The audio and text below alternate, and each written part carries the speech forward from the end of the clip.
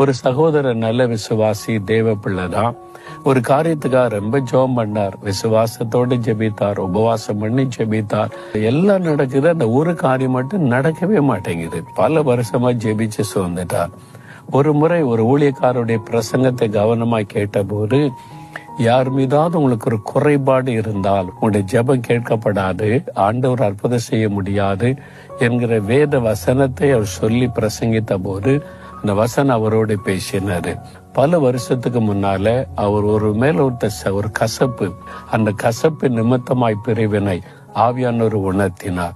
உடனே அந்த மனிதரை கண்டுபிடிச்சு போன் பண்ணி, எத்தனையோ வருஷத்துக்கு முன்னால ஒரு கசப்போட நான் பிரிஞ்சேன், உனக்கு கொடுத்த ஒரு வருத்தம் எனக்கு இருந்துச்சு, ஆண்டவர் அதை பாவன்னு உணர்த்தினார், நீ மன்னித்து விட, நீ ஒப்புரவானார். பாருங்களேன், உடனே இந்த காரியம் வாய்த்து விட்டாரு. தடை நீங்கிட்டு காரியம் வாய்ச்சிட்டு ஜெபத்துக்கு பதில் வந்து விட்டாரு.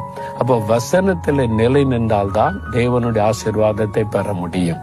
சும்மா வாசித்துட்டா மட்டும் ஆசீர்வாதம் வராது. அந்த வசனத்துல நம்ம நிக்கணும், வசனத்துல வாழணும், அதுல கவனம் செலுத்துங்க.